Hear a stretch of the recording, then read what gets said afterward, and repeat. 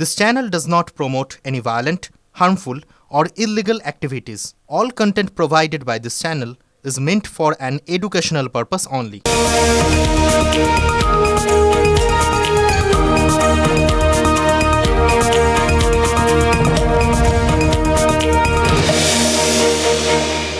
সাত করে কি কেউ নিজের ভাষা ছেড়ে অন্য ভাষায় কথা বলে নাকি? এই যে মনের কথাগুলো রোজ আপনাদের সাথে শেয়ার করি, না বললেই নয় যে কথাগুলো, সে কথাগুলো বাংলা ছাড়া অন্য কোনো ভাষায় এইভাবে আপনাদের সাথে ভাগ করে নিতে পারবে না? বলুন তো। আমাদের এই বাংলা ভাষাটা না ভীষণ সহজ সরল মিষ্টি একটা ভাষা। এই যে দেখলেন না কি মানে সহজ সরল মিষ্টির সঙ্গে কি অদ্ভুতভাবে ভীষণ শব্দটা চলে যায়। এইবার মানে খুঁজতে যাবেন না, ভীষণ মানে যায় কি যায় না, কি এসে যায়। যখন সবটা মিলেমিশে যে জিনিসটা দাঁড়ায় এই বাংলা ভাষায়, তার মানে একটা ওই ভীষণের মতো ভীষণ কঠিন কঠোর একটা তেতো শব্দ কি অদ্ভুত মিষ্টি হয়ে যেতে পারে। ভীষণ মিষ্টি, এটা অদ্ভুত। বাংলাটা নিজস্ব ছন্দ আছে জানেন তো। বাংলার যেরকম একটা নিজস্ব ভাষা, একটা ছন্দ আছে, রাজনীতিরও কিন্তু একটা নিজস্ব ভাষা আছে, জানেন তো নিশ্চয়ই আপনারা। সেটাও অনেকটা আমাদের এই বাংলা ভাষার মতোই জানেন তো, একদম সহজ সরল স্বাভাবিক। সে ভাষাটা বুঝতে কারোর এক বিন্দু অসুবিধা হয় না। আমরা বলি না ওই সোজা বাংলায় বলছি, সোজা বাংলা, হ্যাঁ এটা সেই রকম। যে কোনো রকম ব্যাপারে রাগ ঢাক গরুগুর নেই। এই এবং এমনভাবে গোটা ব্যাপারটা রাজনীতি বুঝিয়ে দেয় যে এক মুহূর্তের মধ্যে জলের মতো সহজ হয়ে যায়। এই যে ধরুন রাজনীতির মধ্যে একটা হিংসুটে ব্যাপার আছে, মানেন তো। রাজনীতি স্বার্থপরতার চরম উদাহরণ তৈরি করে, এটাও তো জানেন আপনারা। এই সহজ সরল সত্যিটাকে লুকিয়ে রাখার কোনো চেষ্টাই আমাদের রাজনৈতিক দলগুলো কিন্তু করে না, খেয়াল করে দেখবেন। উল্টে যে ভাষায় বোঝালে কাজ হবে সেই ভাষায় বুঝিয়ে দেয় আমাদের প্রতি মুহূর্তে, প্রত্যেকটা ক্ষেত্রে। একটু চোখ কান খোলা রাখলেই দেখবেন রাজনীতি কি সহজভাবে তার ভাবটাই তো আসল কথা। কারণ ভাষা তো মনের ভাবটাই প্রকাশ করে না। তো রাজনীতির মনের ভাব প্রতি মুহূর্তে রাজনীতি ওই সোজা বাংলার মতো সোজাভাবে বুঝিয়ে দেয়। এই যে ধরুন পূর্ব বর্ধমানের কেতুগ্রামের কথাটাই আপনাদের বলি। ওখানে একটা গ্রাম আছে কাকুরহাটি। এবার ওই কাকুরহাটিতে পথশ্রী প্রকল্পে ঢালাই রাস্তা তৈরি হচ্ছিল, সবাই খুব খুশি। ঢালাই হয়ে গেছে, একদম মসৃণ রাস্তা তৈরি, সুন্দর হেঁটে যাওয়া যাচ্ছে। হঠাৎ দেখা গেল সেই নতুন রাস্তার মাঝখানের একটা অংশ খুঁড়ে কংক্রিট তুলে একদম মাটি বের করে ফেলা হয়েছে। এবার এটা দেখে লোকে স্বাভাবিকভাবেই প্রাথমিকভাবে তো একটু থতিয়ে যাবেন, এই কেসটা কি? এরকম হঠাৎ একটা তৈরি হয়ে যাওয়া রাস্তা আবার এরকম মাঝখানে এরকম খুবলে তোলার কী মানে হতে পারে? যারা একটুখানি ভাবতে ভালোবাসেন হ্যাঁ, তারা আবার এরকম ভাবতে পারেন যে এটার মধ্যে কি কোনো শৈল্পিক ব্যাপার আছে। মানে দেখুন, এটা তো আমি সবাই জানি নাকি যে এই খুঁতখুঁতে ব্যাপার ট্যাপারগুলো ওই শিল্পী সাহিত্যিকদের মতো সৃষ্টিশীল লোকেদের একেবারে ট্রেডমার্ক, তাদের মধ্যেই বেশিরভাগ ক্ষেত্রে দেখা যায়। ধরুন লেখকরা লেখেন আর কাটেন, ছেঁড়ের পাতা ফেলে দেন। কত সিনেমায় দেখা গেছে লেখকের এই পাশে ছেঁড়া পাতার একদম ডাঁই হয়ে রয়েছে। আর শিল্পীরা যারা ওই ধরুন বিভিন্ন মূর্তি টুর্তি গড়েন ভাঙেন, ছবি যারা আঁকেন মোছেন, মানে এটাই সবসময় তারা করে থাকেন আর কি, কিছুতেই মন পছন্দ হয় না। তাই এই রাস্তাটা এরকম তৈরি হয়ে যাওয়ার পর এরকম ভাঙতে দেখে কারোর মনে প্রশ্ন তো উঠতেই পারে যে এই রাস্তার ঠিকাদারও কি ওই রকম কোনো শিল্পী মানুষ নাকি? হয়তো তার মনে হচ্ছে না এইখানটা ঠিক হয়নি, এবার নিশ্চয়ই ভালো করে গড়বেন। না, এক্ষেত্রে ঠিকাদার শিল্পী নন, আসল শিল্পী রাজনীতি। কি অভিযোগ উঠেছে জানেন? অভিযোগ উঠেছে যে ভোট না দিলে ভালো রাস্তার আশা যে না করাই উচিত, বা তার থেকেও বড় কথা বিরোধীদের যে ওই ভালো কিছুর আশা না করাই উচিত, সেটা ওই বাংলার মানুষকে ওই কেতুগ্রামের নতুন রাস্তাটা খুঁড়ে একেবারে সহজ সরল ভাষায় তৃণমূল কংগ্রেসটা কি বুঝিয়ে দিয়েছে, একদম প্রাঞ্জল করে বুঝিয়ে দিয়েছে। কেতুগ্রামের কাকুরহাটিতে নতুন রাস্তা ঠিক যেখানটা খুঁড়ে ফেলা হয়েছে, ওই জায়গাটাই কেন বেছে নেওয়া হয়েছে জানেন? কারণ ওই জায়গাটা স্থানীয় এক বিজেপি নেতার বাড়ির ঠিক সামনের রাস্তা। বিজেপির নেতা বুঝতে পারছেন, বিরোধী পক্ষ তিনি কি করে সরকারের তৈরি মানে তৃণমূলের বদান্যতায় তৈরি রাস্তার সুবিধে পাবেন? হয় নাকি? বিরোধীদের জন্য কত কিছু মানে বারণ আপনারা জানেন। রাস্তাটাও সেরকম, পুরো রাস্তাটা, এটা কেউ হয়তো ভাবছেন না যে ওই রাস্তাটা ঠিক আছে, ওই খোবলার অংশটা দিয়ে তিনি নয় হড়বড় করতে করতে গিয়ে ওই মসৃণ রাস্তা দিয়ে উঠবেন, পুরো রাস্তা তো আর খুঁড়ে ফেলা যাবে না। কিন্তু এটা প্রতীকী, দেখবেন ডেপুটেশন দেওয়া হয় বা মাঝে মধ্যে আইন অমান্য করা হয়, প্রতীকী। এগুলো হচ্ছে সেই রকম প্রতীকী, ওই বুঝিয়ে দেওয়া হলো। যেটা অভিযোগ উঠেছে সেটা হচ্ছে যে রাজ্য সরকারের তৈরি করে দেওয়া রাস্তায় বিরোধীদের কোনো জায়গাতেই যে সেটা ভোগ করার অধিকার নেই, সেটা গোটা রাজ্যকে বুঝিয়ে দেওয়ার জন্য ওটা খোঁড়া হলো। এবার এটা শুনে আপনাদের মধ্যে অনেকেই বলবেন এটা নতুন কথা কি, রাজনীতিতে যখন যে ক্ষমতায় থাকে সেই দলই তো একদম নিঃশর্ত আনুগত্য চায় সকলেই তাদের সমর্থন করবে। মানে মুখে সবাই গণতন্ত্রের কথা বলে এবং আমরা কিন্তু খুব গর্বিত, আমরা বিশ্বের বৃহত্তম গণতন্ত্র, এটা গর্ব অনুভব করি, হ্যাঁ সবাই করি, তার মধ্যে রাজনীতিকরাও আছে। কিন্তু কোনো শাসক দলই যে আসলে বিরোধীদের পছন্দ করে না এবং প্রত্যেকটা দলই যে আসলে বিরোধী শূন্য এক পেশে একটা গণতান্ত্রিক ব্যবস্থা চায়, এর মধ্যে তো কোনো ফাঁক নেই, কোনো সন্দেহ নেই। রাজনীতি বিরোধিতা সহ্য করতে পারে না, এটা তো প্রতিপদে আমাদের বুঝিয়ে দিয়েছে। সেই জন্যই তো ওই মুর্শিদাবাদের সাগরদিঘিতে কংগ্রেসের হয়ে বায়রন বিশ্বাস জেতায়, সেখানে লক্ষ্মীর ভাণ্ডারটা বন্ধ হয়ে গেছিল, মনে আছে আপনাদের? আর তারপর ধরুন ওই পূর্ব মেদিনীপুরের ময়না, বিধানসভা ভোটে ময়নাটা বিজেপি জিতেছিল, তো সেখানেও তো নাকি লক্ষ্মীর ভাণ্ডারের টাকা দেওয়া বন্ধ হয়ে গেছিল। বিরোধীদের সমর্থন করবে, টাকাও পাবে, হয় নাকি? সরকারি প্রকল্প চালু করতে ওই সাগরদিঘি আর ময়না দুটো জায়গাতেই প্রায়শ্চিত্ত করতে হয়েছে। সাগরদিঘির বিধায়ক ওই বায়রন বিশ্বাস, তাকে তো কংগ্রেস ছেড়ে তৃণমূলে যোগ দিতে হয়েছে। আর ময়না, সেখানে বিজেপি ছেড়ে তৃণমূলে যোগ দিতে হয়েছে এলাকার প্রভাবশালী নেতা চন্দন মণ্ডলকে। তারপরেও আদালতে, মানে ওখানে হয়তো পাপের ঘরেটা একটু বেশিই ছিল, সেই জন্য আদালতেরও দ্বারস্থ হতে হয়েছিল। কাজী কেতুগ্রামে বিজেপির প্রাক্তন মণ্ডল সভাপতি, মানে যার বাড়ির সামনে নতুন রাস্তাটা খুঁড়ে দেওয়া হয়েছে, যেটা নিয়ে বিতর্ক আর কি, তিনি কি করলে সমস্যার সমাধান হবে, কি করলে তিনি বা তার বাড়ির লোক বাড়ির থেকে ঝকঝকে তকতকে রাস্তায় পা দিতে পারবেন, সেটা আলাদা করে আর বুঝতে কোনো সমস্যা আছে নাকি? কি সহজ সোজা বাংলায় বুঝিয়ে দেওয়া হয়েছে। কিন্তু সমস্যাটা অন্য জায়গায়, যে রাস্তা নিয়ে এত বিতর্ক, পথশ্রী প্রকল্পের সেই রাস্তাটা তৈরি করতে এখন পর্যন্ত খরচ হয়েছে 1,13,000 টাকার মতো। টাকাটা বড় কথা না, হ্যাঁ, কিন্তু যেখান থেকে টাকাটা এসছে সেই জায়গাটা একটু খেয়াল করে দেখুন তো। ওই টাকাটা তো কোনো রাজনৈতিক দলের ব্যক্তিগত সম্পত্তি নয়, টাকাটা তো আপনার আমার মতো সাধারণ মানুষের করের টাকা। সেই টাকায় তৈরি রাস্তা ইচ্ছে হলে বানানো হবে, ইচ্ছে হলে সারানো হবে, ইচ্ছে হলে আবার খুঁড়ে ফেলা হবে। এটা যদি দস্তুর হয় তাহলে তো ধরতে হবে আপনার আমার টাকাগুলোকে কেউ পৈতৃক বলে মনে করছে। মশলা ঢেলেছিল, ঢেলে থেকে তুলে নিয়ে পালিয়ে গেল, বলে এখানে বিজেপি রাস্তা হবে না। এই যে ম্যাজিক, ঢালাই ঠিকমতো জমার আগে একেবারে কাঁচিয়ে তুলে নেওয়া হলো বালি, সিমেন্ট, পাথর, তাও কাজের আধ ঘন্টার মধ্যে।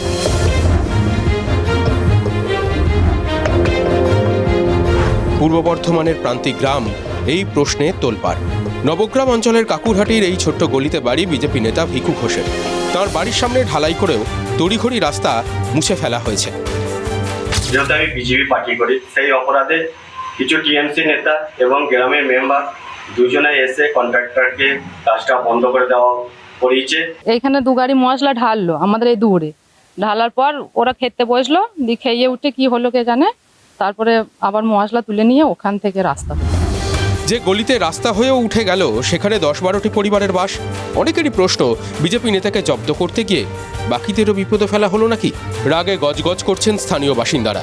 মশলা ঢেলেছিল, ঢেলে থেকে তুলে নিয়ে পালিয়ে গেল, বলে এখানে বিজেপি রাস্তা হবে না। মাপ করিয়ে রেডি করিয়ে 2 গাড়ি মশলা ফেলেছিল, দিয়ে ওরা তুলে নিয়ে চলে গেল। ওই ভিকু ঘোষ বিজেপি পরে বলি এইটাই কারণ, তাছাড়া আমরা তো অন্য কারণ কিছু বুঝছি না। কেতুগ্রামের 251 নম্বর বুথে ভোটার রয়েছেন 1034 জন। গত লোকসভা নির্বাচনে ওই বুথে বিজেপি ৩৫ ভোটের লিড পায়। বিধানসভা ভোটেও পদ্ম শিবিরের প্রার্থী এগিয়েছিলেন। সেই কারণেই কি রাস্তা তৈরি হওয়ার পরেও ভ্যানিশ হয়ে গেল? আমার টাকার যে হিসাবে এসছে সেই হিসাবেই করা হয়েছে। বিজেপির যে একটা কর্মী আছে সেই কর্মী ফাঁসানোর জন্য এই কাজটা করতে চাইছে। রাস্তা কোনো ব্যক্তিগত নয়, রাস্তা সাধারণ মানুষের জন্য। এখানে ভারতীয় জনতা পার্টি এবং কি তৃণমূল কোনো দেখার প্রয়োজন থাকে না। তৃণমূল কংগ্রেসের কি চরিত্র দেখুন, রাজনৈতিক প্রতিহিংসা। কয়েক বছর আগে বারাসাতের কদম্বগাছিতে বিজেপিকে ভোট দেওয়ায় রাস্তার ইট তোলার অভিযোগ উঠেছিল তৃণমূলের বিরুদ্ধে। এবার কেতুগ্রাম। অনেকে বলছেন তৃণমূলের জমানায় রাজনীতির প্রতিহিংসার রোগ বড্ডই ছোঁয়াছে। বাংলায় তখন যুক্ত ফ্রন্টের সরকার, জানেন তো, শরৎচন্দ্র পণ্ডিত মানে দাদা ঠাকুর তখন বেঁচে আছেন। তা প্রবল রসিক ছিলেন তো মানুষটা। তার ওই জঙ্গিপুর সংবাদে তিনি কি লিখেছিলেন জানেন? ভোটের লাগিয়া ভিখারি সাজিনু ফিরিতেছি দাঁড়ে দাঁড়ে। মানে ভোট এলে নেতারা সবাই দেখবেন ওই দাঁড়ে দাঁড়ে ঘুরে ঘুরে ভোট ভিক্ষা করতে বেরোন। মানে এটাই তো একটা স্বাভাবিক ঘটনা, নিয়ম। তো তেমনই ভোটের পর সেই ভিক্ষুক যে ভক্ষক হয়ে যাবেন, এটাও তো স্বাভাবিক ঘটনা। স্বাধীনতার পর থেকেই বাংলার রাজনীতিতে ওই বিরোধিতা করলে যে একঘরে করে দেওয়া হবে, সেটা তো খুব স্বাভাবিক ঘটনা, জানা ঘটনা। ওই বিরোধীদের বাড়িতে বোমা মারা বা সাদা থান পাঠানো, এগুলো তো সেই যুক্ত ফ্রন্ট, কংগ্রেস, বাম ফ্রন্ট হয়ে এই তৃণমূলের আমলেও একভাবে চলে আসছে। সেই ট্র্যাডিশন সমানে চলিতেছে। এটার মধ্যে কোনো রকম কোনো অস্বাভাবিকত্ব নেই। এটাই মেনে নেওয়া ভালো, এটাই স্বাভাবিক সত্য। এবার ভোটের আগে এই রাস্তা সারানোর মতোই বিরোধী নেতার পরিবারকে সেই রাস্তায় হাঁটার সুযোগ থেকে বঞ্চিত করার মধ্যেও তার মানে কোনো অস্বাভাবিকত্ব নেই। এটা রাজনীতির 12 মাসা বলে ধরতে পারেন। এরকমই হয়, রাজনীতি সবসময় এটাই করে। কিন্তু তা বলে কোথাও কি কোনো অস্বাভাবিক ঘটনা ঘটে না নাকি? সব একই রকম ছাদে হয় নাকি? হয়তো অন্যরকম। কখন হয় জানেন? মানে এই নিয়মের ব্যতিক্রম হয় একটাই সময়, ভোট এলে। অনেকটা ওই ভূতের মুখে রাম নামের মতোই। ভোটের মুখে হঠাৎ করে রাম নাম মানে উলট পুরাণ শোনা যায়। ঠিক যেমনটা শোনাচ্ছেন এই বাংলার নতুন আয়ারাম গয়ারাম, মানে রাজনীতির আয়ারাম গয়ারাম। দক্ষিণ 24 পরগনার আমতলায় তৃণমূলের পার্টি অফিসের সামনের রাস্তায় যিনি দলবদল করলেন, সেই প্রতিকুর রহমান, তিনি কিন্তু এই ব্যাপারটা এখন বোঝাচ্ছেন আর কি, একটা ব্যতিক্রমী বিষয় বোঝাচ্ছেন। মানে দল বদলু প্রতিকুর তৃণমূলের কাছে যদি আয়ারাম হন, তাহলে তিনি সিপিআইএমের কাছে গয়ারাম। এই আয়ারাম গয়ারামের ব্যাপারটা কিন্তু খুব মজার। ভারতীয় রাজনীতিতে এটা যে একটা একদম মানে এমন অদ্ভুত একটা শব্দবন্ধ হয়ে গেছে, যেটা কোনো দিন আপনারা ভুলতে পারবেন না। তাহলে এটার ইতিহাসটা একটু জেনে রাখলে আপনাদের ভালো লাগবে। ভারতীয় রাজনীতিতে এই আয়ারাম গয়ারামের ইতিহাসটা কবে শুরু হয়েছিল জানেন? অনেক দিন আগে, 1967 সালে। মানে কেউ এখনকার আয়ারাম গয়ারামদের দেখে এটা বলতেই পারেন যে শুধু তুমি নয় অবলাকান্ত, সে আগে আছে আর কি। তো হরিয়ানার হাসানপুর থেকে সে বছর নির্দল হিসেবে জিতেছিলেন গয়ালাল। জেতার ঘণ্টাখানেকের মধ্যেই গয়ালালের দম বন্ধ লাগতে শুরু করে।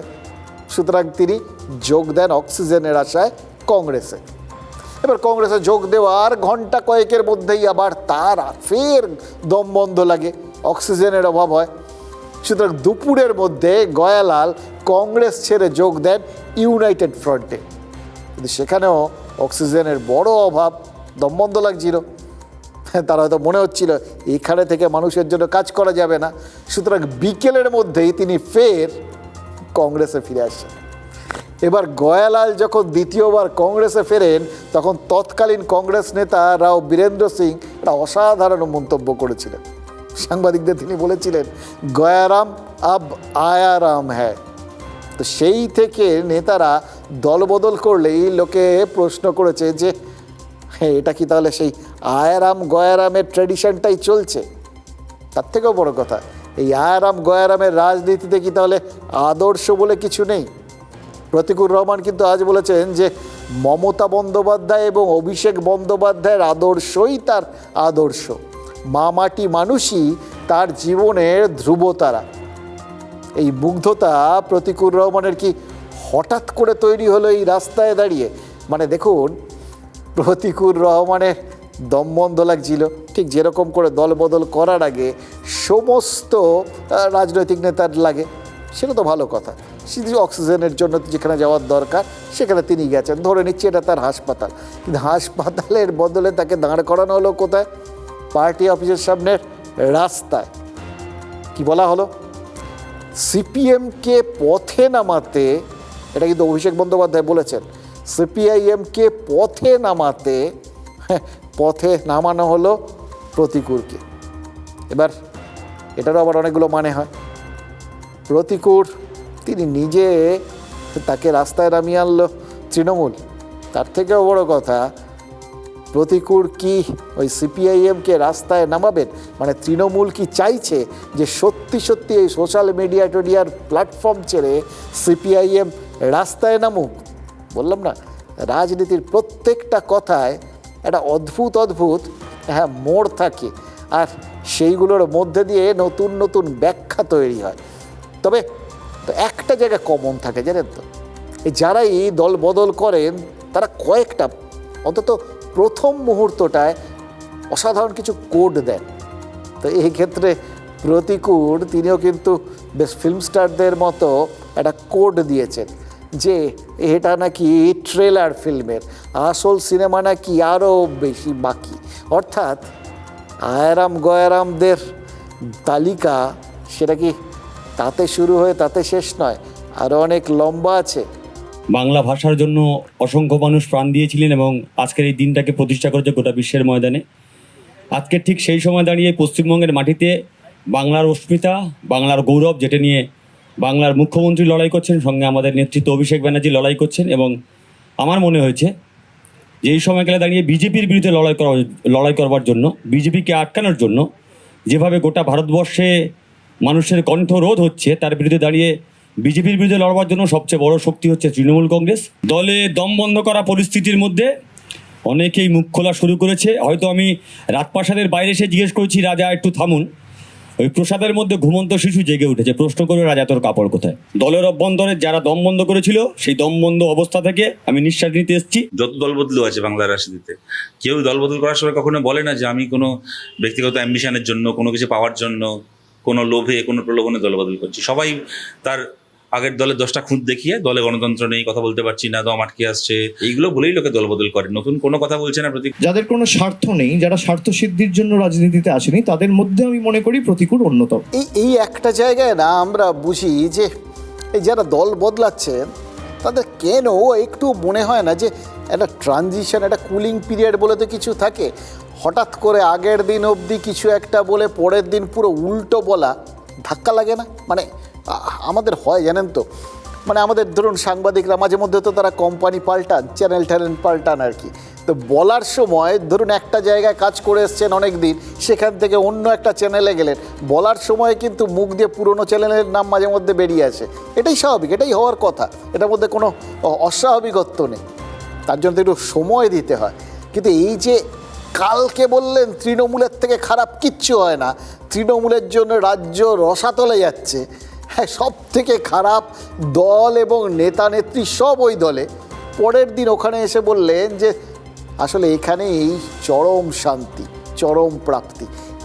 এই যে একদম পুরো 180 ডিগ্রি ভল্ট মারা, একটু সময় দিলে বোধহয় তাদের জন্য ভালো আর কি, লোকের জন্য ভালো। হজম করতে হয় তো, একটা গুরুপাক হয়ে গেলে সবসময় হজম হয় নাকি? এইটা এই রাজনৈতিক নেতারা কিন্তু এই দল বদলানোর সময় কিছুতেই মনে করেন না। এই যে আজকে একটা নতুন বক্তব্য এই প্রতিকুরের, যে এখন তিনি বলছেন বিজেপির বিরুদ্ধে লড়ার জন্য তৃণমূলকে দরকার, সেই জন্য এসছেন। গতকাল তার বক্তব্য ছিল সিপিআইএমএ থেকে তিনি পাচ্ছিলেন না, অন্যরা বেশি পাচ্ছিল, তিনি একটু কম পাচ্ছিলেন বলে সেই ক্ষোভ থেকে তিনি দল বদলাতে চাইছেন। আর তার আগের দিন অবধি ছিল যে তাকে কোণঠাসা হয়ে গেছে, করে দেওয়া হয়েছে, মানুষের জন্য কাজ করতে পারছিলেন না, সেই জন্য তিনি দল বদলাতে চাইছেন। অর্থাৎ বুঝতে পারছেন তো, রাজনীতিতে কনস্ট্যান্ট বলে কোনো বস্তু হয় না, সব বদলে যায়, প্রত্যেক মুহূর্তে বদলায়। এবং রাজনীতিতে ওই নির্দিষ্ট শত্রু বলেও কিছু হয় না। রাজনীতিতেই আসলে অ্যাকচুয়াল সাম্যবাদটা বজায় থাকে, জানেন তো, রাজনীতিতেই সাম্যবাদ আছে, ওটা সব দল সমান। যখন আপনার যেখানে ইচ্ছে করবে বাড়ির মধ্যে এই ঘর থেকে ও ঘর যাওয়ার মতো একবার এ ঘর থেকে ও ঘরে যাবেন, ও ঘর থেকে এ ঘরে আসবেন, কোনো অসুবিধে নেই, সব সমান।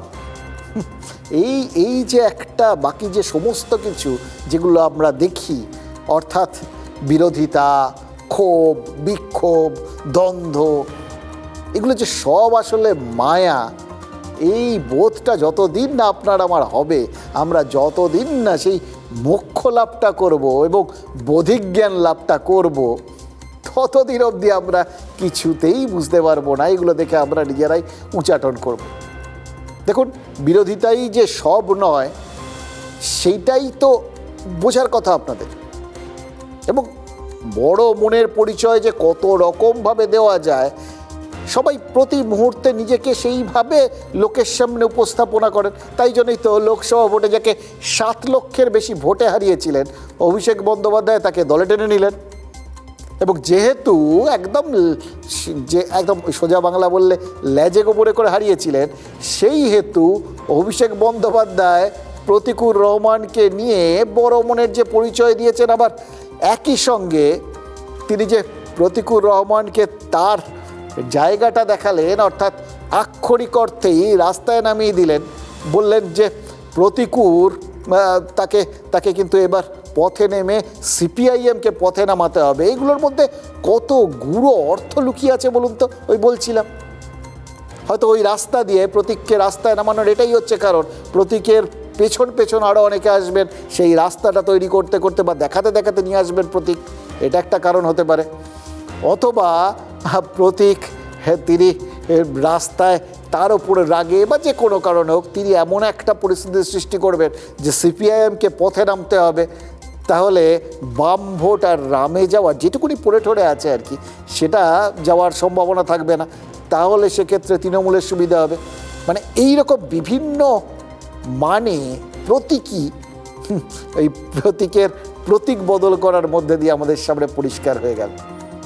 আর প্রতীক যেহেতু কোনো রকম জনপ্রতিনিধি নন, তাই প্রকাশ্যে প্রতীক বদলে তার কোনো সমস্যাও ছিল না। বাট দেখুন, এই দেখছিলাম আর ভাবছিলাম, মানে এই যে একজন বিরোধী যে তার বিরুদ্ধে প্রতিদ্বন্দ্বিতা করেছেন, মানে তিনি সবথেকে বড় বিরোধী ছিলেন, সরাসরি বিরোধী ছিলেন এরকম ধরতে হবে, তাকে এইভাবে মহৎ মনের পরিচয় দিয়ে বুকে টেনে নেওয়ার মধ্যে এটা বোধহয় একটা ট্র্যাডিশন আছে। সৌমেন মিত্রের সঙ্গে বিরোধিতায় কংগ্রেস ছেড়েছিলেন মমতা বন্দ্যোপাধ্যায়, আপনাদের মনে আছে? আবার সেই সৌমেন মিত্রকেই তৃণমূলে যোগ দিয়েছিলেন এই মমতা বন্দ্যোপাধ্যায়। প্রার্থী করেছিলেন কোথায়? এই ডায়মন্ড হারবারে। সেই ডায়মন্ড হারবারেই অভিষেক বন্দ্যোপাধ্যায় এখন সাংসদ এবং নিজের ভোটের প্রতিপক্ষকে নিজেদের পক্ষে এভাবে রাস্তায় দাঁড় করিয়ে টেনে আনার মধ্যে অভিষেক কি প্রমাণ করলেন? যে তরুণ প্রজন্মকে নির্ভর করে বামেরা ঘুরে দাঁড়াতে চাইছিল, সেই বামপন্থী তরুণদের বিশ্বাসযোগ্যতা বলে আর কিছু নেই। হাসিটা দেখলেন? এটা সাফল্যের হাসি, সত্যিই তো। একই সঙ্গে তিনি যে একজনকে তুলে নিয়ে এসে একটা রাজনৈতিক দলের একটা গোটা প্রজন্ম সম্পর্কে একটা সন্দেহের বাতাবরণ তৈরি করে দিতে পারলেন, সেটা দেখে আপনাদের তো মানতেই হবে এই সত্যিকারের সাম্যবাদ প্রতিষ্ঠিত হচ্ছে রাজনীতিতে। মানে রাজনীতির কোনো রকম বিশ্বাসযোগ্যতা বা আদর্শ বলে যে বিশেষ কিছু থাকে না, এবং সেটা যে সব দলের জন্যই সত্যি, সেটা প্রমাণ করে দেওয়ার মধ্যেও বোধ একটা আনন্দ আছে, তাই না? আমি প্রতিকূলকে ধন্যবাদ জানাবো যে সাহস দেখিয়ে সিপিএমের ওই বেড়াজাল ভেঙে ও তৃণমূলে এসে আমার সাথে কথা বলেছে, আমি তার জন্য ওকে ধন্যবাদ জানাবো। বিগত 10 বছরে অভিষেক ব্যানার্জি যখন সাংসদ হয়েছেন, মানুষের দম বন্ধ করা পরিস্থিতি, মানুষ নিঃশ্বাস নিতে চাইছে, যেমন হওয়া লোকসভা কেন্দ্রে মানুষ বাঁচতে চাইছে। আমি কিছু বলার আগে ও এসে আমাকে বলছে যে আমি বিধানসভা নির্বাচনে দাদা কোনো টিকিটের জন্য আসিনি, আমার দল টিকিট দিলেও নেবো না, আমি সংগঠনে কাজ করব। আজকালকার দিনে কজনকে পাওয়া যাবে যার রাজনীতিতে কোনো চাওয়া পাওয়া নেই? বিজেপি সমর্থিত তৃণমূল কংগ্রেসের প্রার্থীর নাম হচ্ছে অভিষেক ব্যানার্জি। বিজেপি তৃণমূলের গোটা আছে। পশ্চিমবঙ্গে নরেন্দ্র মোদী 7 বার আসতে পারে, কিন্তু ডায়মন্ড হারবার লোকসভা কেন্দ্রে কোথাও প্রার্থী দিতে পারে না। অরবিন্দ কেজরিওয়াল গ্রেপ্তার হতে পারে, হেমন্ত সোরেনের বাড়িতে পুলিশ যেতে পারে, কিন্তু পিসি ভাইপো অ্যারেস্ট হবে না। এগুলো না দেখিয়ে সত্যিই কোনো মানে নেই। কারণ ওই বললাম যে হ্যাঁ, রাজনীতির একটা প্রফেশন, তো যে যখন যেখানে থাকবেন সেই অফিসে তাকে যেরকম কাজ দেওয়া হবে সেইভাবে কাজ করবেন তিনি। তাকে লাল কালিতে লিখতে বলা হলে তিনি লাল কালিতে লিখবেন, তাকে কালো কালিতে লিখতে বললে কালো কালিতে লিখবেন। এর মধ্যে আর নতুনত্ব কী আছে? সুতরাং প্রতিকূর তিনি কিন্তু এই বর্তমান সময়ে রাজনীতির একজন প্রতীক, অর্থাৎ যখন যেরকম তখন সেরকম, এটার মধ্যে নতুনত্ব কোনো জায়গা নেই।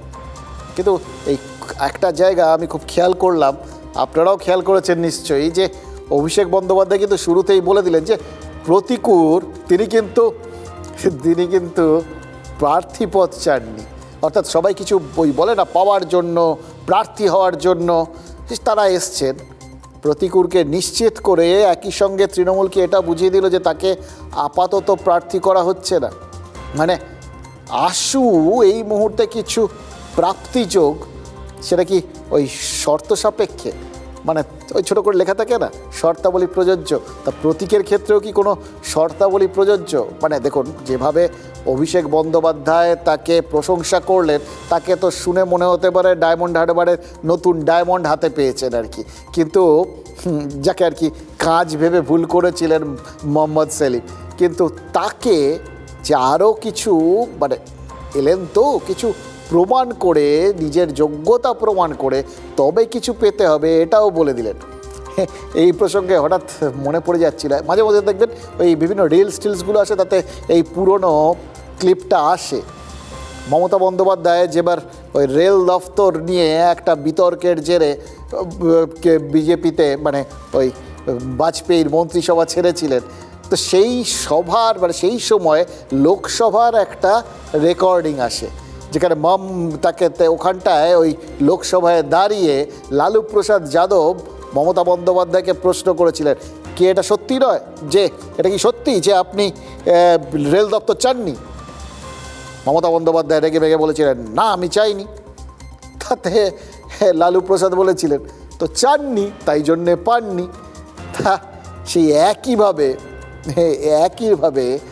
হয়তো শুরুতেই তার সামনেই যখন অভিষেক বন্দ্যোপাধ্যায় এটা বলে দিলেন না যে উনি প্রার্থী হতে চাননি, সে পরবর্তী ক্ষেত্রে যদি এরপর না পান তখন বলা হবে ওই জন্যে পাননি। দেখুন, এই যে রাজনৈতিক নেতারা যান না একবার এই দল ওই দল, এবার আরেকটা দল তাকে কেন নেয়, এই বিষয়টা আমরা চট করে বুঝে উঠতে পারি না। হ্যাঁ, কেউ জিতে এলে তাকে না হয় নিয়ে আসা হলো, হয়তো যে নিজের রাজত্বটা বাড়ানো হলো বা নিষ্কণ্টক করা হলো, এরকম একটা ব্যাপার থাকতে পারে। কিন্তু যেখানে সেটা নেই তখন কিসের জন্য নিয়ে আসাটা? মানে কোথাও গিয়ে তাহলে তাদের নেতা কম পড়েছে, নাকি অপর দলকে একাই তাকে নিয়ে এলে ভেঙে টুকরো টুকরো করে দেওয়া হবে, এরকম একটা সম্ভাবনা আছে? সেটাই বোঝার চেষ্টা করছি। আমার ধারণা আপনারাও করেন আর কি, মানে এই প্রশ্নগুলো মাথার মধ্যে তো নিশ্চয়ই ঘুরপাক খায়, আমারও খাচ্ছে, জানেন তো।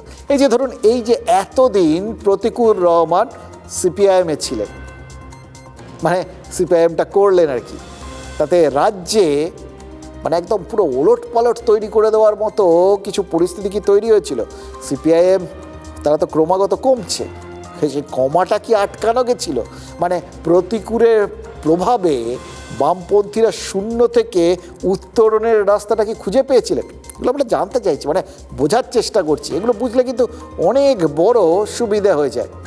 মানে সত্যি কথা বলতে কি, প্রতিকূর যদি দলটা বদল না করতেন, যদি সিপিআইএমেই থেকে যেতেন, তাহলে তাকে নিয়ে কি আমরা সবাই এতগুলো শব্দ খরচ করতাম? আপনারা এতটা সময় ধরে ধৈর্য ধরে শুনতেন বা দেখতেন? এটা প্রশ্ন, জানেন তো। মাঝে মধ্যে এই আত্মসমীক্ষাগুলো করার দরকার। মানে সোজা বাংলায় তাকে হারানোটা বামপন্থীদের কাছে কি খুব বিরাট বড় ক্ষতি, নাকি ওই কাদম্বরী যেরকম মরিয়া প্রমাণ করেছিল যে সে মরে নাই, তেমনি প্রতিকূর রহমান কি তৃণমূলে গিয়ে প্রমাণ করলেন যে তিনি এতদিন সিপিআইএমে ছিলেন? আজ প্রতিকূর ওই আমতলায় তৃণমূলের অফিসে যেতেই তাকে বহিষ্কারের সিদ্ধান্ত ঘোষণা করেছে সিপিআইএম। এটা খুব একটা অস্বাভাবিক নয়।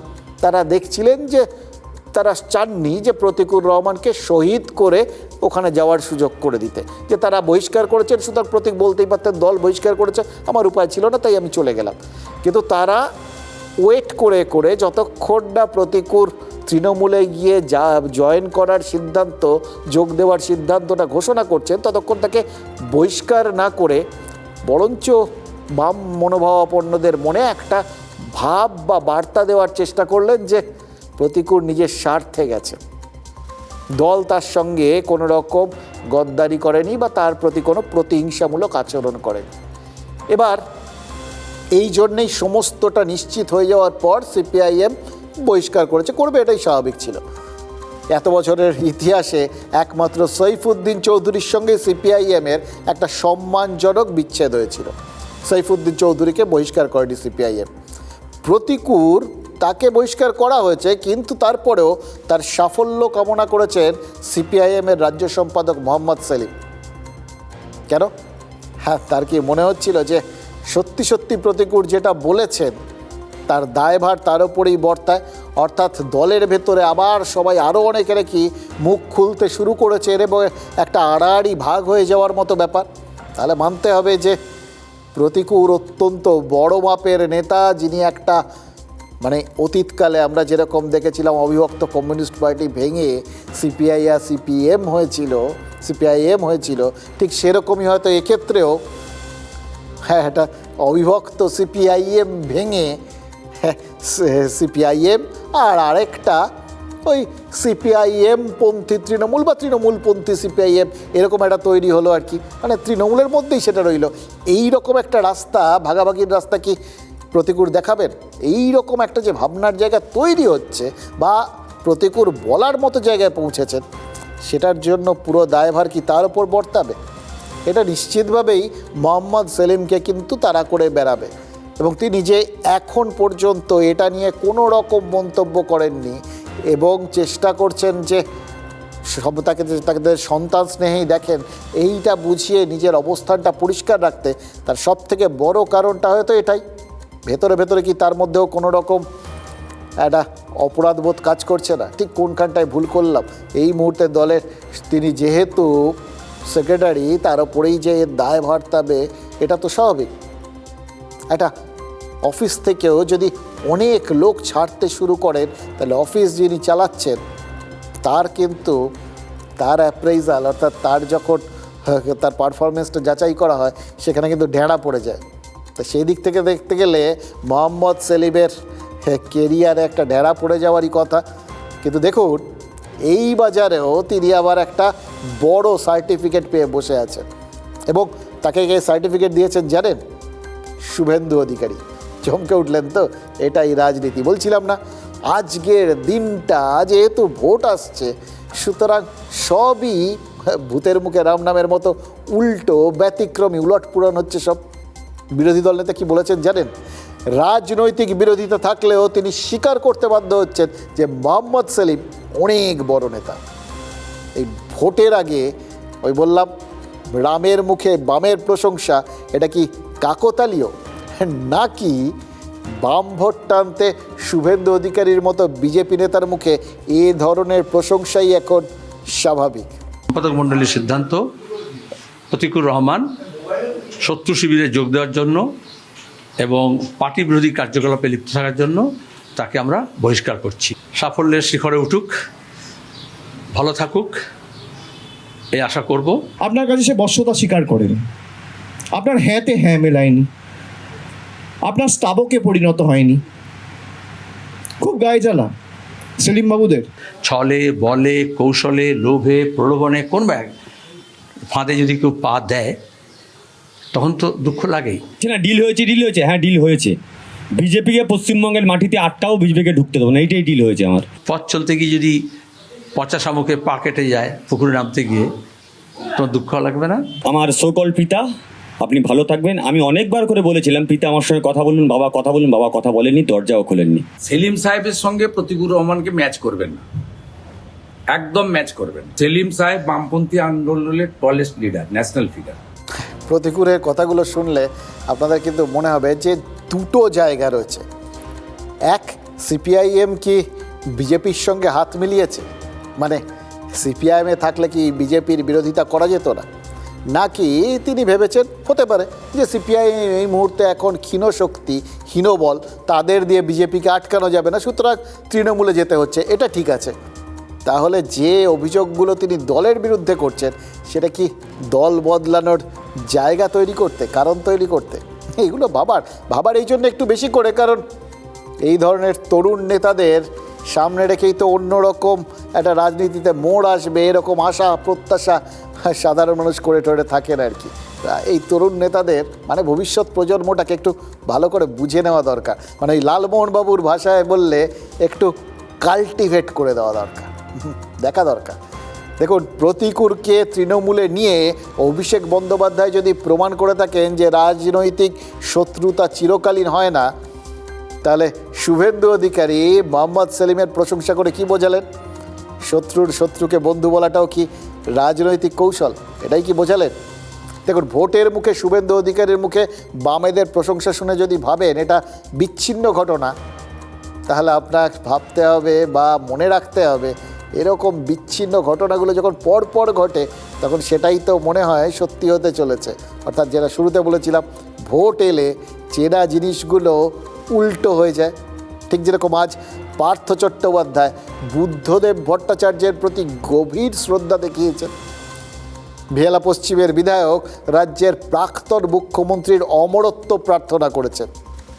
আচ্ছা, একটা কথা বলুন তো, মানে যখন তিনি বিরোধী দলনেতা ছিলেন তখন মুখ্যমন্ত্রী ছিলেন বুদ্ধদেব ভট্টাচার্য, তার এখন হঠাৎ এই বুদ্ধদেব ভট্টাচার্যকে মিস করা মানে কি মুখ্যমন্ত্রী হিসেবে তিনি বুদ্ধদেব ভট্টাচার্যকে মিস করছেন?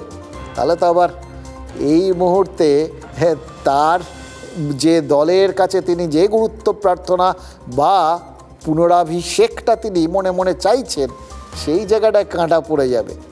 আরেকটা বিষয়, বামেদের এই যে গুরুত্ব বৃদ্ধি হঠাৎ করে সবার মুখে, এটা কি অস্বাভাবিক নাকি বিধানসভায় শূন্য হলেও রাজ্যে যে বাম ভোটাররা রয়েছেন তাদের ভোটটাকেই এবার নিজেদের দিকে টানার চেষ্টা করতে এই প্রশংসাগুলো চারপাশ থেকে ছুটে আসছে? এগুলো আসলে প্রশংসা নয়, ওই ভাগাভাগির ছুঁড়ি। এইভাবেই কি দেখা উচিত? আমার বিরোধী দল থাকাকালীন বিরোধী দলনেতা হিসেবে যাকে প্রতিদিন বিধানসভায় প্রশ্নবিদ্ধ করেছিলাম, বুদ্ধদেব ভট্টাচার্য প্রাক্তন মুখ্যমন্ত্রী, তিনিও আর নেই। যার গান শুনে বাংলা উত্তাল হয়েছিল, সেই প্রতুল মুখোপাধ্যায়ও এখন এই 3-4টে নাম আমার এখন খুব বেশি করে মনে পড়ছে। হয়তো আরও এর মধ্যে অনেকেই আছেন যাদের নাম আমি এই মুহূর্তে মনে করতে পারছি না। তাদের সকলের প্রতি শ্রদ্ধা জানাই, তারা অমর থাকবেন। এবার মানুষের মৃত্যুর পর তার সম্পর্কে মূল্যায়ন বদলটা যদি শিক্ষার পরিচয় বলে ধরেন, তাহলে প্রাক্তন শিক্ষামন্ত্রীর কাছে এরকম কথাই হয়তো আশা করা উচিত, তাই না? কিন্তু যদি এটাকে রাজনৈতিক দৃষ্টিকোণ থেকে বিচার করেন তাহলে এটাকে নিছক শ্রদ্ধা জ্ঞাপন বা শিষ্টাচার বলে ভাবা যায় কি? যাই হোক না কেন, দেখুন, রাজনৈতিক ব্যক্তিত্বদের সঙ্গে কাঁঠালের আটার মতো তো ওই রাজনীতিটা যোগ হয়ে থাকে, সে তিনি যতই রাজনীতির আড়ালে চলে যান না কেন। এটা তো পার্থ চট্টোপাধ্যায় আজ প্রমাণ করেছেন। ভোটের আগে তিনি জনসংযোগে বেরিয়েছিলেন, বেরোতেই পারেন, বেহালা পশ্চিমের বিধায়ক তিনি। এবার শিক্ষা দুর্নীতিতে গ্রেফতার হয়েছিলেন, বান্ধবীর বাড়ির থেকে 50 কোটি টাকা পাওয়া গেছিল, তৃণমূল কংগ্রেস তাকে পত্রপাঠ বহিষ্কার করেছিল।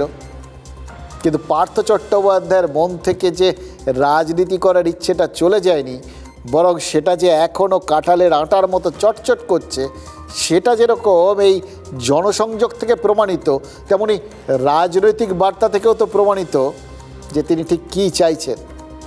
পার্থ চট্টোপাধ্যায় আজ বলেছেন যে এ রাজ্যে কর্মসংস্থান সব থেকে জরুরি, বেকার ছেলে মেয়েদের কাজের সুযোগ দিতে হবে।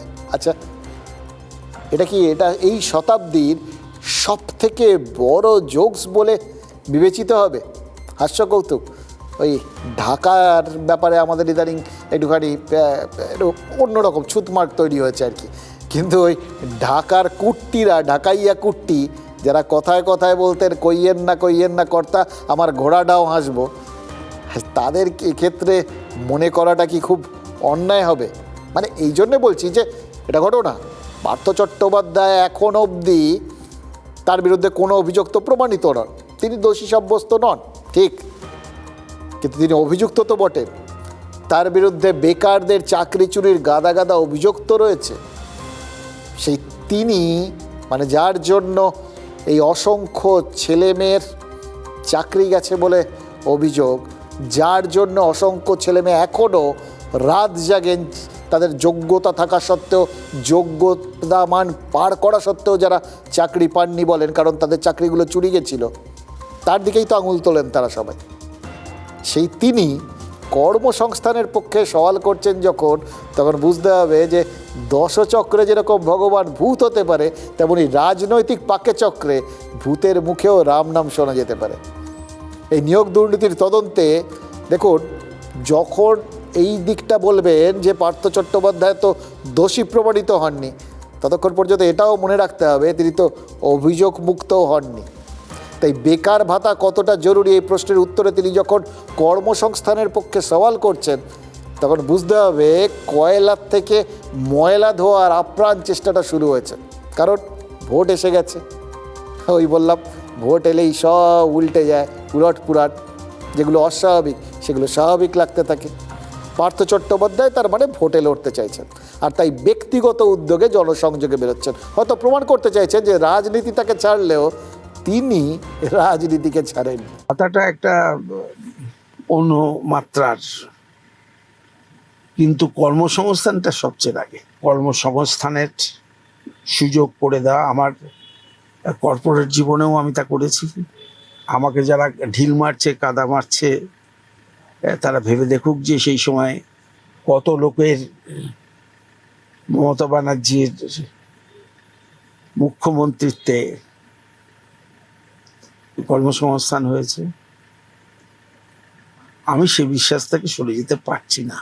আমাদের যোগ্যদের চাকরিগুলোকে যারা প্রাতিষ্ঠানিকভাবে বিক্রি করেছে, তার অন্যতম একজন মাস্টার মাইন্ড আজকে এই প্রাক্তন শিক্ষামন্ত্রী, যে কিনা জেল অলরেডি খেটেছে, যার বান্ধবীর খাটের তলা থেকে কোটি কোটি টাকা পাওয়া গেছে, স্কুল সার্ভিস কমিশনের একাধিক তথ্য পাওয়া গেছে।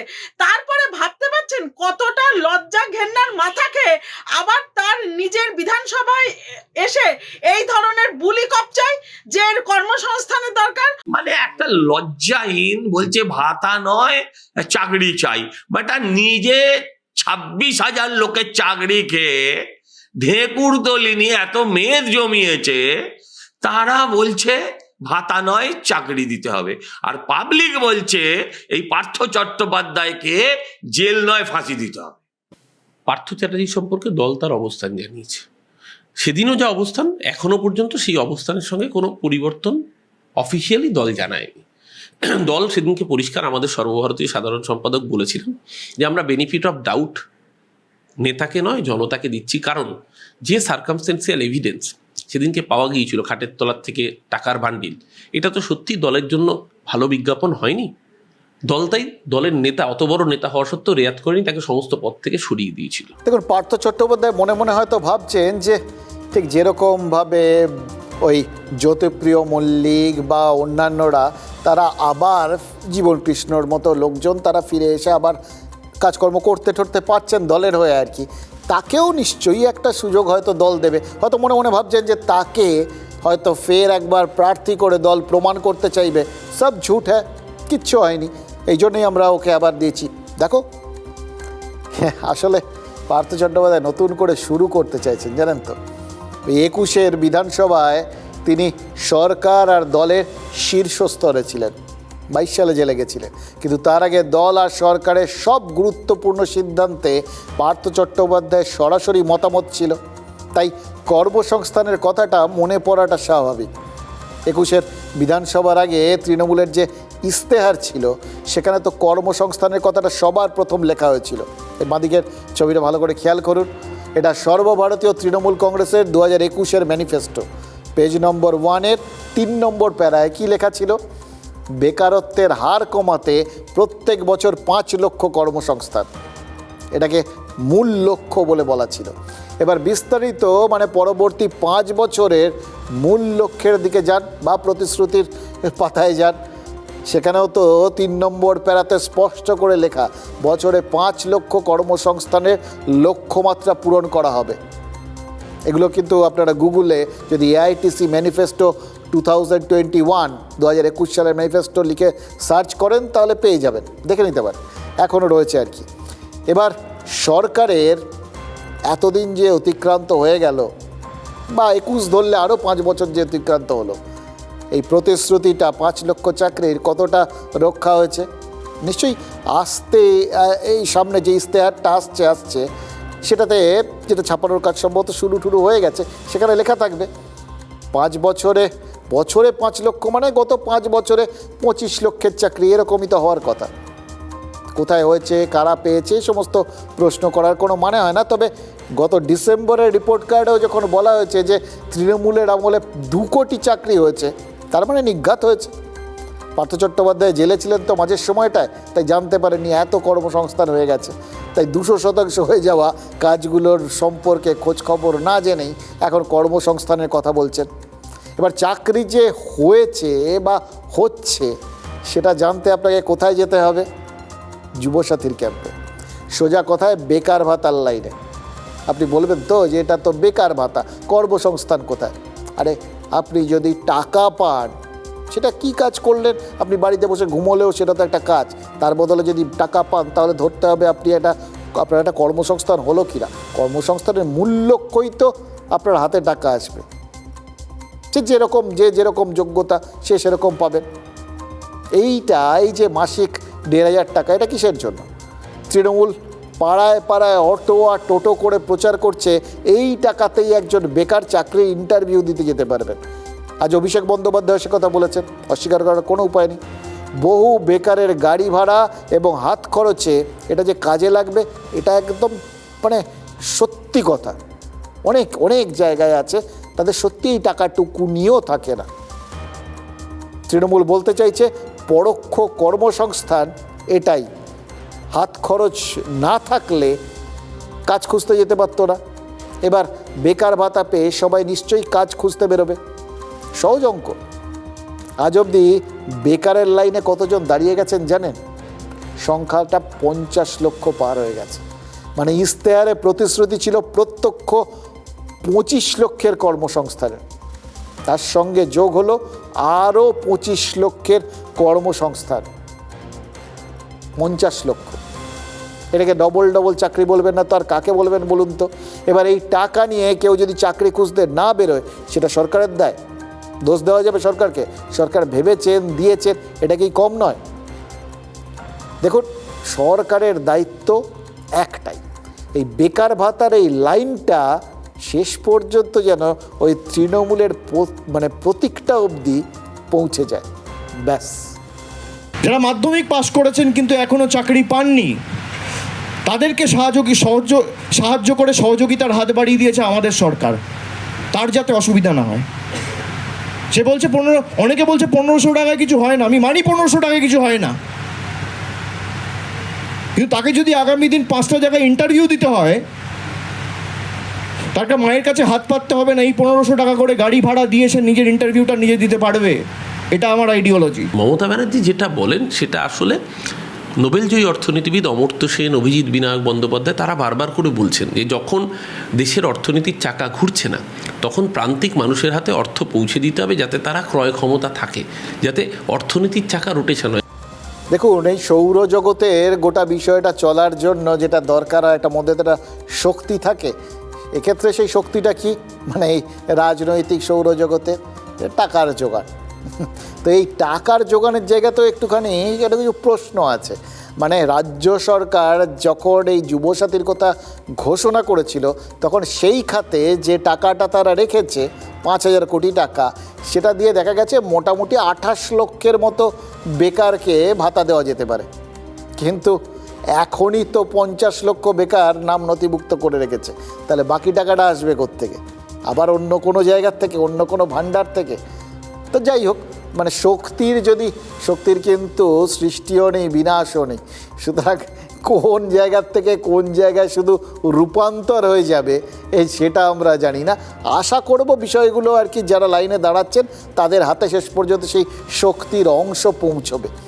আসলে এই যে জায়গায় এগুলোর চূড়ান্ত হওয়ার কথা সেখানটার মেয়াদ তো আপাতত শেষ। নতুন সরকার এসে বিধানসভায় না বসা পর্যন্ত তো আমরা বুঝতে পারবো না ঠিক কী হচ্ছে বা কোন খাতের বরাদ্দ কোথায় যাচ্ছে। আর ওই সেই বিধানসভা নিয়ে তো আক্ষেপ প্রকাশ করে বসে আছেন আমাদের স্পিকার বিমান বন্দ্যোপাধ্যায়, এবং তার আক্ষেপের জায়গাটা কি জানেন? ঘটনাচক্রে স্পিকার তিনি কিন্তু সরকারকেই বিধে ফেলেছেন, বলেছেন যে এখানে বিলই আনা হয় না তো আর সেখানে কাজকর্ম কী হবে। দেখে কি মনে হচ্ছে জানেন তো, আমাদের রাজ্যের মাটিতে কি আঠা লাগানো আছে? কিছুই চলে না। স্পিকার আক্ষেপ করছেন বিধানসভা ঠিক মতো চলেননি, SIR হচ্ছে এখানে, অন্য রাজ্যের তালিকা বেরিয়ে যাচ্ছে, আমাদের রাজ্যে কাজ এগোচ্ছে না, কিছুই চলে না ঠিক মতো। এই যে সুপ্রিম কোর্ট, সেই মানে এই মেশিনটা যাতে ঠিকঠাক চলে তাই জন্য তেল দেওয়ার জন্য যাতে ঠিক স্মুথলি চলে সেই জন্য জুডিশিয়াল অফিসার নিয়োগ করতে বলেছে। মানে বিভিন্ন বিচার ব্যবস্থার সাথে যুক্ত যারা তাদের নিয়োগ করতে বলেছেন, তারাই শেষ কথা বলবেন যে কে ওই লজিক্যাল ডিসক্রিপেন্সিতে বাদ যাবেন কে যাবেন না। কিন্তু সেই কমিটি তৈরি নিয়ে বৈঠকেও তো ঝামেলা। অবসরপ্রাপ্ত বিচারপতিদের অধীনে কাজ করবেন জুডিশিয়াল অফিসাররা, এটা তো ঠিক আছে, কিন্তু সেই বিচারপতি কারা হবে? হাইকোর্টের প্রধান বিচারপতির সঙ্গে সেটা নিয়ে বৈঠক করতে বসেছিলেন মুখ্য সচিব নন্দিনী চক্রবর্তী আর মুখ্য নির্বাচনী আধিকারিক মনোজ আগরওয়াল। কিন্তু রাজ্য যে তালিকা তৈরি করেছে সেটা মেনে নিতে পারছে না নির্বাচন কমিশন। কেন? অবসরপ্রাপ্ত বিচারপতিদের নিয়েও নাকি বাজ বিচার রয়েছে। শোনা যাচ্ছে কি জানেন, অবসরের পর যে বিচারপতিরা রাজ্যের বিভিন্ন পদে রয়েছেন তাদের অনেকেই নাকি নন্দিনী চক্রবর্তীর দেওয়া তালিকায় রয়েছেন। আবার জেলা বিচারকদের যে তালিকা দেওয়া হয়েছে তা নিয়েও নির্বাচন কমিশনের কিছু কিন্তু রয়েছে। তার মানে কি বোঝা যাচ্ছে বলুন তো? মুখ্য নির্বাচনী আধিকারিকও অবসরপ্রাপ্ত বিচারপতি আর জেলা বিচারকদের সম্পর্কে বেশ পড়াশুনো করেই মিটিং করতে গেছিলেন, নাহলে তালিকা দেখা মাত্র আপত্তি করলেন কি করে? মানে সকলের সম্পর্কে একটা ধারণা রয়েছে, কেউ যে কাউকে বিশ্বাস করেন না এটা কিন্তু পরিষ্কার। মানে সরকারের সঙ্গে কমিশনের সংঘাতটা এটাই কিন্তু আমাদের রাজ্যে একমাত্র সত্য এই মুহূর্তে। বিচারক কতজন থাকবেন? দেখো এখন পর্যন্ত ঠিক হয়নি, ওরা চেষ্টা করছে, অ্যারেঞ্জ করছে, অ্যান্ড কত এক্স্যাক্টলি হবে আমরা বলবো না, কিন্তু আমি জানি না। কিন্তু আমরা বলেছি হিয়ারিং যে ERO আছে AC ওয়াইজ হয়, 294 AC আছে, ওরকম হিয়ারিং হয়। কত অ্যারেঞ্জ করতে পারবেন এটা আমি বলতে পারবো না। সুপ্রিম কোর্টে বলে দিয়েছে কি রিটায়ার্ড অর সার্ভিং ডিস্ট্রিক্ট জাজ অ্যান্ড অ্যাডিশনাল ডিস্ট্রিক্ট জাজ অফ আনইমপিচেবল ইন্টিগ্রিটি। এর জন্য কি কোনো এক্স জাস্টিসদের নিয়ে কোনো কমিটি তৈরি করা হচ্ছে? না, কোনো কমিটি আমার নলেজে নেই, এটা তো আমার ইখতিয়ার মধ্যে নেই। দেখুন, এই কবে যে শেষ পর্যন্ত এই ঝগড়াঝাটি মিটে আমাদের পূর্ণাঙ্গ ভোটার তালিকাটা বেরোবে সেটা বোঝাটা খুব মুশকিল। কিন্তু সেই ভোটার তালিকায় আবার যদি মতুয়াদের নাম থাকে সেটাও তো খুব মুশকিল। সেই জন্যই হয়তো কেন্দ্রীয় সরকার তড়িঘড়ি একটা ওই কমিটি তৈরি করে দিয়েছে এ রাজ্যের জন্য, যারা ওই CA কমিটি, তারাই ঠিক করবেন জরুরি ভিত্তিতে বাছবিচার করে যারা আবেদন করেছে CAতে তাদের নাগরিকত্ব দেওয়া যায় কি না। এটা মতুয়াদের জন্য একটা ইতিবাচক বার্তা। কিন্তু ঘটনা হচ্ছে যে এই বার্তাটা দিতে হলো কেন? হলো তার কারণ সবাই তো ফর্ম ফিল আপ করেননি। মতুয়ারা অনেকে এই CAতে আবেদন করেননি কারণ তৃণমূল বলেছিল যে না করতে, ওখানে দিলে প্রমাণ হয়ে যাবে যে তারা নাগরিক নন, তাদের ফেরত পাঠিয়ে দেওয়া হবে। এখন হয়তো সেই জটিলতা কাটাতে তড়িঘড়ি কমিটিটা গঠন করা হয়েছে যাতে পরবর্তী ক্ষেত্রে ভোট হওয়া পর্যন্তও যাতে এই আবেদন যারা করেছেন তাদের তড়িঘড়ি নাগরিকত্ব দিয়ে ভোটার করে দেওয়া যায়। অর্থাৎ সবই ভোটের স্বার্থে তাড়াহুড়ো করে তো হচ্ছে বটেই অনেক কিছু। এই রাজনীতিতে এই জন্য ভাষা বোঝাটা না খুব জরুরি। সব কিছু স্পষ্ট ভাষায় বলা হয় না, ধরে নিতে হয়। আজ যেরকম দেশপ্রিয় পার্কে ভাষা শহীদ দিবসের অনুষ্ঠান হলো, মুখ্যমন্ত্রী যোগ দিলেন এবং সবাই অবাক হয়ে দেখলেন সেই অনুষ্ঠানে আমন্ত্রিত অনন্ত মহারাজ, যিনি রাজ্যসভায় বিজেপির সাংসদ। এবার মমতা বন্দ্যোপাধ্যায়ের প্রশাসনিক সভায় বিজেপির জনপ্রতিনিধিরা ডাক পান না, এটা তো মানে এখন পর্যন্ত দেখা সত্য। কিন্তু বঙ্গ সম্মান প্রদান অনুষ্ঠানে বিজেপি সাংসদ আমন্ত্রিত এবং বঙ্গবিভূষণ সম্মানও তাকে দেওয়া হলো। এটার মধ্যে এমনিতে কোনো অসুবিধে নেই, কিন্তু অবাক করার মতো ঘটনা তো বটেই। ঘটনা পরম্পরা ধরলে নৈতিক, রাজনৈতিক সব দিক থেকে এটা একটা অসাধারণ নিদর্শন হয়ে থাকলো। অনন্ত মহারাজকে যোগ্য মনে করলে রাজ্য তাকে শ্রেষ্ঠ নাগরিকের সম্মান তো দিতেই পারে, এটার মধ্যে কোনো বিষয় নেই। কিন্তু ওই বললাম, উলট পুরাণ, ভোটের মুখে রাম নামের মতো এই যে সব উল্টো উল্টো হচ্ছে, ভোট এসছে বলেই কি, মানে ধরুন উত্তরবঙ্গে এই রাজবংশ, যেখানে ওই বললাম না তড়িঘড়ি যেরকম কেন্দ্রীয় সরকার এই কমিটি সিএ এর জন্য গড়ে দিল, সেটা মতুয়াদের ভোটটা গুরুত্বপূর্ণ বলে, ঠিক এই যে রাজ্য সরকার রাজবংশী ভোটটাকে মাথায় রেখেই অনন্ত মহারাজকে বঙ্গবিভূষণ প্রদান করলো কিনা সেটাও তো তাহলে ভেবে দেখতে হবে। যার হাতে এই রাজবংশী ভোটের চাবিকাঠি, তার থেকে যোগ্য প্রার্থী আর কে হতে পারে? ভুললে চলবে না যে এই জায়গাটাই ভোটের মাহাত্ম্য। সমস্ত চেনা বিষয়গুলো আপনার সামনে ডিগবাজি খেতে খেতে উল্টো মুখে এসে দাঁড়ায়। যেগুলো অস্বাভাবিক ছিল সেগুলোই স্বাভাবিক হয়ে যায়।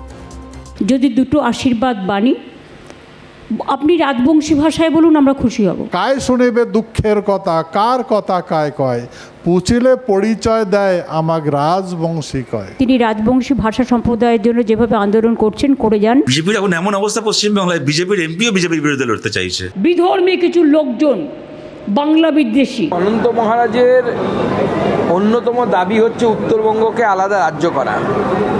আমার প্রশ্ন হচ্ছে, তৃণমূল কংগ্রেস আজকে তাকে যে কি একটা পুরস্কার দিলেন, বঙ্গবিভূষণ দিলেন, তো বঙ্গবিভূষণ দিয়ে কি তৃণমূল কংগ্রেস বাংলা বিভাজনকে কি অ্যাকসেপ্ট করে নিলেন? বাংলার জন্য বড্ড বেশি হ্যাংলা, বাংলাকে জোর করে দখল করতে হবে, জবরদস্তি বুলডোজ করতে হবে। তৃণমূল স্পষ্ট করে বলুক যে হ্যাঁ, এবার ভোটে তৃণমূল জিতলে পরে উত্তরবঙ্গকে আলাদা রাজ্য করবে কি করবে না, আর যদি হেরে যায় তাহলে তাদের দাবি কি থাকবে? জয় হিন্দ, বন্দে মাতরম, জয় বাংলা। দেখুন, অভিষেক বন্দ্যোপাধ্যায় কয়েকদিন আগেই কোচবিহারে দাঁড়িয়ে বলে এসেছেন যে জেলার সব কটা আসনে তৃণমূল জিতবে। মানে কোচবিহার নিয়ে তৃণমূলের একটা ভাবনা আছে, আর অনন্ত মহারাজকে ভাবনার বাইরে রেখে কোচবিহার নিয়ে ভাবাটাই খুব কঠিন। সুতরাং সবার মনের মধ্যে এই প্রশ্নটা আসতে শুরু করেছে কি, যে অনন্ত মহারাজ কি তাহলে এই প্রতিকূলের মতো এবার তৃণমূলে যোগ দেবেন? এবার যোগ দেবেন কি দেবেন না সেটা তো বলতে পারবো না, কারণ রিস্কই নেবো না। আজকের দিনের রাজনীতিতে এরকমভাবে চূড়ান্ত যে কোনো কিছুই নয় সেটা তো আপনাদের প্রতিপদে বলি। কিন্তু যে ব্যক্তিকে রাজ্যসভার সাংসদ করার পরেও কোচবিহারে বিজেপি হারলো, তাকে বঙ্গবিভূষণ দিয়ে কোচবিহারে তৃণমূল জিতে যাবে কিনা, এটাও কিন্তু রাজনীতিতে একটা জটিল প্রশ্ন। আসলে এই জটিল প্রশ্নগুলোর মধ্যেই না একটা উত্তরও লুকিয়ে আছে, জানেন তো। মানে যখনই বিষয়গুলো জটিল হয় তখনই তো একটা অদল বদল করার দরকার পড়ে। সেই অদল বদলটা কি? স্মার্টফোনে মাঝে মধ্যে হয়, জানেন তো, সব ঘেঁটে যায়, তখন রিসেট করা হয়, জানেন তো।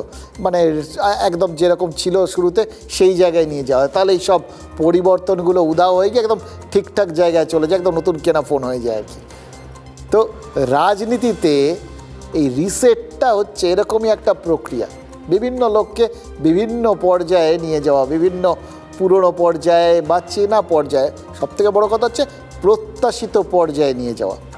অনন্ত মহারাজও ভাষা দিবসের অনুষ্ঠানে গিয়ে বঙ্গবিভূষণ নিতে পারেন, আবার ঢাকায় জামাতের আমির শফিকুর রহমানও ভাষা শহীদ স্মারকে গিয়ে শ্রদ্ধা জানাতে পারেন। এটা কিন্তু বাংলাদেশে একটা বিরাট হইচই পড়ে গেছে। এই জামাতে ইসলামী পাকিস্তানপন্থী মৌলবাদী শক্তি, এটা তো সবাই জানে। তারা সেই সময় যখন ওই পাক হানাদাররা ওইখানে বিরাট একটা হত্যালীলা চালিয়েছিল, তাদের সহযোগী শক্তি তো ছিল এই জামাত, যার জন্য তাদের রাজাকার বলা হয়। তারা বাংলা নয় উর্দু ভাষার সমর্থক ছিল, এটা তো সবথেকে বড় কথা। ওই 52 ভাষা আন্দোলন আর 71 মুক্তিযুদ্ধের বিরোধী ছিল তারা। কিন্তু সেই জামাত এবার ভোটে লড়েছে। তারা সবাই, যত মোল্লা ছিলেন জামাতে, তারা সব রাজনীতিক হয়ে গেছে। জামাত 70টা আসনে জিতেছে। মানে রাজাকাররা, তাদের ধরতে হবে যে বাংলাদেশি মানুষজন ভোট দিয়ে জিতিয়ে এনেছে। জামাতের আমির এই শফিকুর রহমান তিনি বিরোধী দলের নেতা এখন, তাই জন্য 20 ফেব্রুয়ারি মধ্যরাতে তিনি কিন্তু জেসমিন দেশে যদাচার চলে গেছেন ভাষা শহীদ স্মারকে। দেখুন, মৌলবাদীদের লাজ লজ্জা এমনিতেই থাকে না, আর মৌলবাদী যখন রাজনীতিক হয় তখন তো চক্ষু লজ্জাও থাকে না। জামাতের আমির তাই নির্লজ্জের মতোই বলেছেন তারা বিরোধী দল, তাই শ্রদ্ধা জানাতে গিয়েছেন, এটা দায়িত্ব পালন করছেন আর কি। একটা সরকারি আচার তো, তিনি সরকারের অঙ্গ, সেই জন্য গেছেন। মানে রাজনীতিতে নেমে তাদের আদর্শটা অন্যরকম রিসেটিং হয়ে গেছে আর কি। এবার যখন প্রশ্ন করা হয়েছিল যে জামাত তো এতদিন ভাষা আন্দোলনকেই নাজায়েজ বলতো, অর্থাৎ একটা অবৈধ আন্দোলন বলতো, সেটা শুনে তখন জামাতের আমির রেগে গেছেন। সত্যিই তো, এরকম একটা পবিত্র দিনে এরকম অস্বস্তিকর প্রশ্ন কেউ করে নাকি? মানে যা ছিল বাবুন জামাতের চোখে নাজায়েজ, এই শফিকুর রহমানরা এই ভোটে এতগুলো আসন জেতার পর সেগুলো সব পবিত্র হয়ে গেছে। এই হচ্ছে রাজনীতির মজা, ভোটের মজা। বললাম না, ভূতের মুখে রাম নাম হয়, যাবতীয় কিছু উলট পুরাণ হয়। আবার সেই লালমোহন বাবুকে দিয়েই শেষ করি। সেই বলেছিলেন না, কোনো প্রশ্ন নয়, সেরকম আর কি। এই অস্বস্তিকর প্রশ্ন এলে এই রাজনীতিকরা ওই বলে বসেন কোনো প্রশ্ন নয়। একটা জিনিস মনে হয় জানেন তো, এটা আক্ষেপও বলতে পারেন, এই রাজনীতিতে বদল আনার প্রতিশ্রুতি দিয়ে সবাই আসেন, কিন্তু রাজনীতিকে কেউ বদলাতে পারেন না। রাজনীতি উল্টে সবাইকে বদলে দেয়। এটা পদ্মার এপারে যেরকম সত্যি, পদ্মার ওপারেও ঠিক একই রকম সত্যি। এই ভাষা দিবসে দুই বাংলার রাজনীতির চরিত্র এটা যেন এক লাইনে দাঁড়িয়ে গেল জানেন তো, ভাষা দিবসই দাঁড় করিয়ে দিল। এই লাইনটার নাম কি বলুন তো? কায়েমি স্বার্থ, সোজা বাংলায় ধান্দাবাজি।